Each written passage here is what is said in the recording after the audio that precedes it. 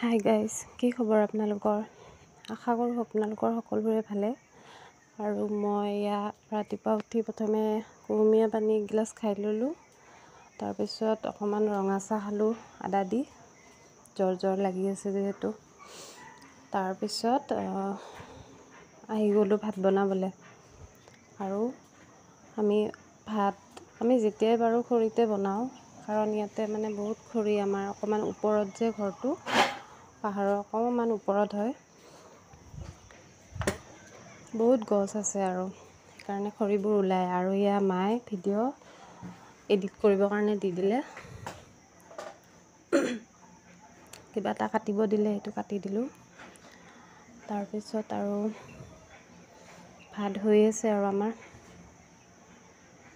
আমি গেছত খালে বহুত গেছ হয়, বহুত বেয়া বস্তুৰে বনায় এইটো, সেইকাৰণে গেছ বহুত। আৰু আমি যদি পাৰা পৰ্যন্ত আমি যদি সকলোৱে খৰিত খাওঁ, খৰিত খোৱা মানে বহুত ভাল। আৰু খৰিত খোৱাটো, খৰিত খালে গেছ নহয়। আমাৰ ভিতৰত বহুত গেছ হয় যে, এইটো গেছটো খৰিত খালে নহয়। আৰু সকলোৰে বাৰু সুবিধা নাই খৰিত খোৱাৰ কাৰণে।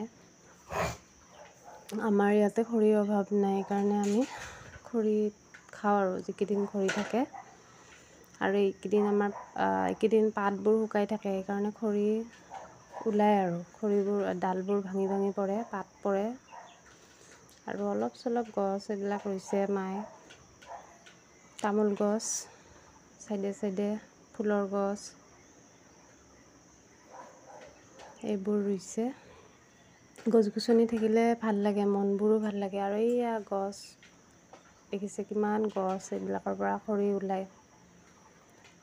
আমি খৰি নিজে নাকাটো কেতিয়াও, এইবিলাক গছৰ পৰি যায় যেতিয়া, শুকায় তেতিয়া লওঁ। আৰু পাতবোৰ কিমান জমা হৈছে পৰি পৰি, শাৰী শাৰী জমা কৰি থৈ দিয়ে মাহঁতে।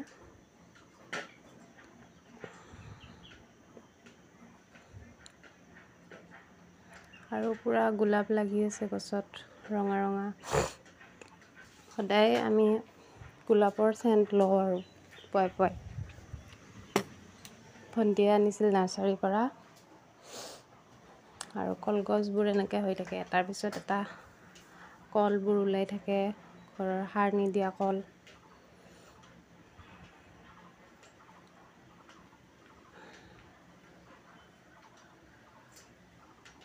আৰু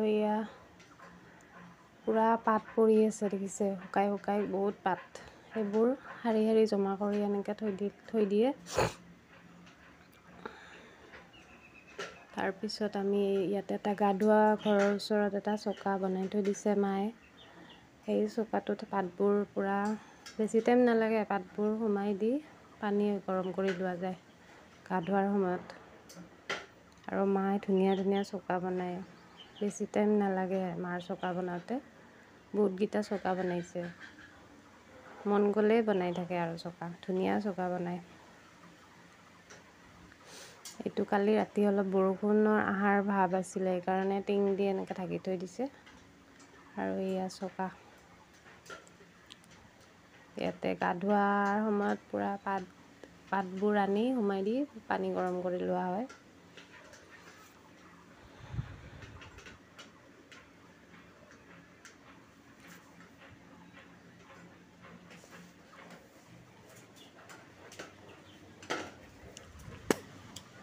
আজিকালিতো চব বিল্ডিঙেই হয়, বিল্ডিং ঘৰ, আৰু ক'তো দেখাই নাযায় এনেকুৱা খৰি চৰি, ক'তো পাবৰ কাৰণে নাই।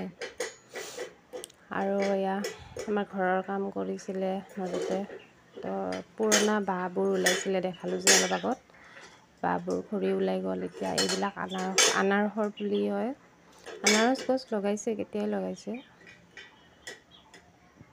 লগাই থৈ দিছে। পূৰা মাটিবোৰ শুকাই শুকাই আছে, এইখিনিত পানীৰো অভাৱ থাকে আৰু শুকাই থাকে মাটিবোৰ, যিমান পানী দিলেও মানে শুকাই থাকে। আৰু জলকীয়াৰ পুলি হৈ আছে কেইটামান।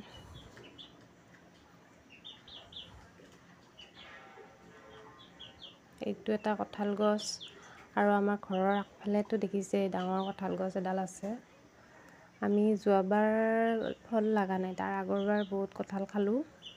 আৰু যোৱাবাৰ কিয় বা নালাগিলে, এইবাৰ আৰু ফুল ওলাই আছে আৰু কঁঠাল গছত।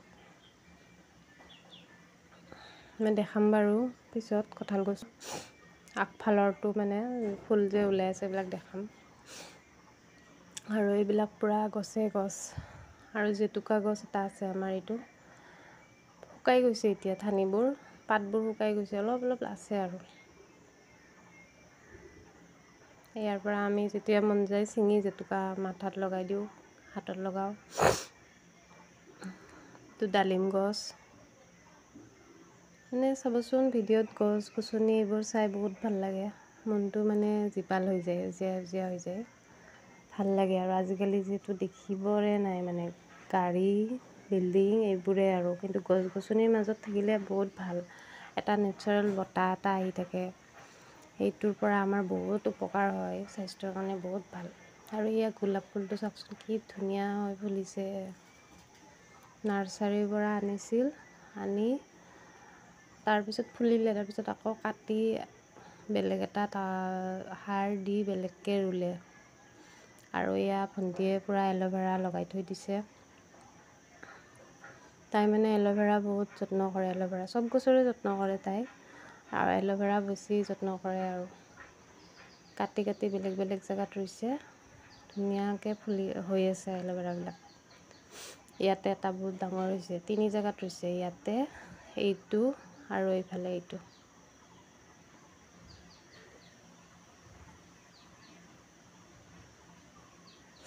বহুত ভাল লাগে মানে এইবোৰ চাই, পুৱাই পুৱাই। আপোনালোকে জনাবচোন কেনেকুৱা লাগে গছ গছনিৰ ভিডিঅ' এইবিলাক চাই।